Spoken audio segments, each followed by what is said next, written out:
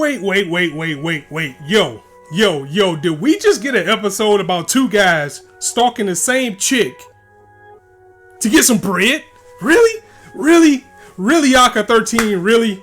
I mean, I've pointed this out before, but seriously, if you want to fucking kill somebody in this series, I mean, if you straight up want to assassinate somebody, just get them some food. For real. I mean, they focus so much on food in this series. It's like a delicacy. I guess to them, it's like having a beer after work after a hard day. I don't know. I don't drink. But it's the same thing. It's like no matter how bad things get, they always say, hey, let's go eat. Let's go get some food. Let's go get some bread. I mean, my God, the focus on food is just so big in this series. And I really don't get the significance unless it's going to be used to kill somebody. If that happens, you heard it here first. Guaranteed.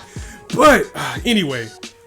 It's your boy Sky here, Acca 13, episode 5. I don't know, guys. I don't know how long this series can keep hanging us on the thread that something bigger is gonna happen, because next week we'll be halfway done with this series and it's still churning its wheels to the bigger aspect of what's going on with this coup d'etat, and it just feels like we're getting nowhere. Granted, last week I enjoyed last week's episode. A lot of people didn't like it. I enjoyed last week's episode because it gave us more of an insight of what's going on with the other districts, and the thought that if something really did happen with this coup d'etat, like if something got out what happened in Suitsu district, that could influence other people to do the same thing.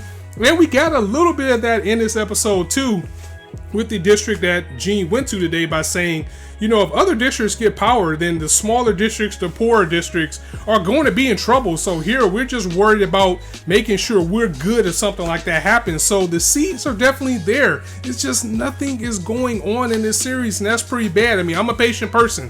I really am a patient person. But again, at this point, I want somebody to get killed. I want somebody to get assassinated. I'm ready for the real corruption, because we know about the coup d'etat. We know how bad it can be, but just get to the point already. Thankfully, this episode, we did get confirmation that Gene knows that Crow has been following him. I mean, he straight up confronts him about it. But the thing that's been really bad about Gene as a character is he has no emotions about it at all. Nico even, took shots at him. He was like, as much trouble as you're in right now, as big as the deal this is, you don't care. You just want to keep doing your job, living your life, and go smoking your cigarettes. As I expected this to be a bigger moment with Gene finding out about Crow spying on him all this time. And another question that I have is, how long has this been going on? I mean, for him just to be cool with it, and for them just to go back to being friends after all this was over, I don't know. That just felt a little bit wrong to me. I mean, if I found out one of my best friends for 30 years was spying on me, I'm going to be pissed. John was just like, whatever. So did you tell about anything I said when I was drunk?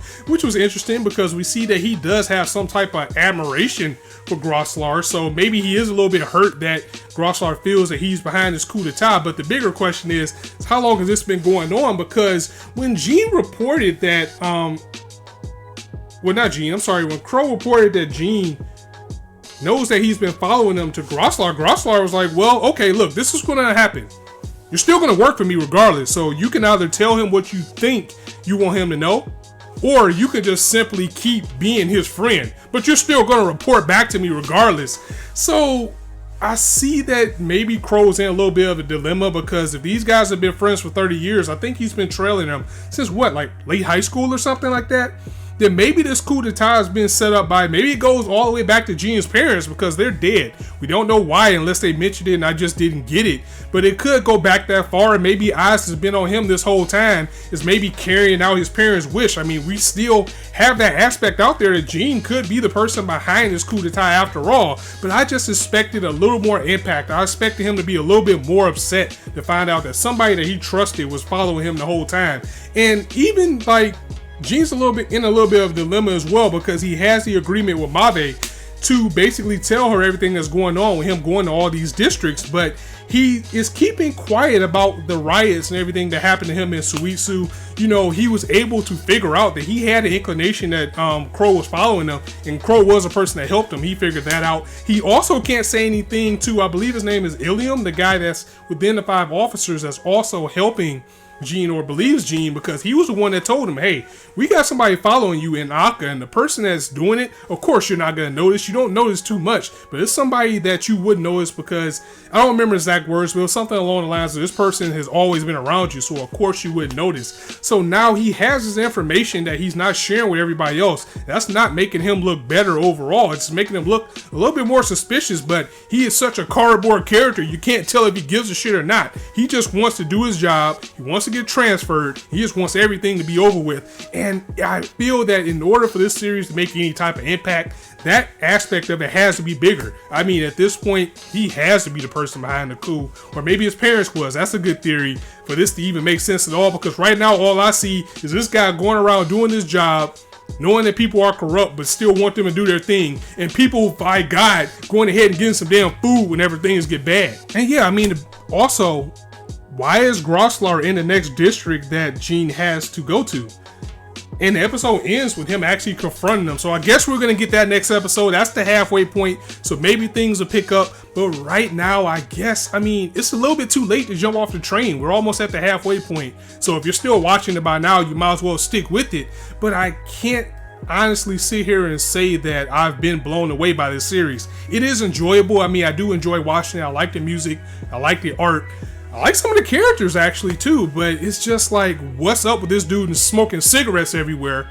I guess now that we have this aspect that I feel is a theory about his parents probably being behind everything, and he's just carrying out his wishes, those are still there. And what's Grosslar's deal? Why does he want this guy down for so long? But even people stepping up and saying, you know what, Gene might not be the person you're looking for. Hopefully we'll get this all answered next week. Honestly, I can't blame anybody for not sticking with this series anymore. I'm going to stick with it because I still find it enjoyable, but there are some things that are irritating me, like it's not going anywhere. And I got a feeling that by the end of it, I'm going to look like I kind of wasted my time with this. Unless it's something so big like, oh shit, he killed Grosslar. Then yeah, then that would make it all worth it. But until something like that happens, I just gotta watch it and just hope for the best. So guys, let me know what you thought of this episode in the comments below. If you're still watching it right now, or you're watching this video, you obviously must be still watching it too. So we're gonna weather the storm together. We'll see what happens, but definitely let me know what you thought in the comments. If you like this video, go ahead and drop it a like. And if you want to hear more, go ahead and hit that subscribe button. There's not a shortage of content you indulge on this channel. And as I always say, you guys can be anywhere on YouTube right now, but you chose to listen to me.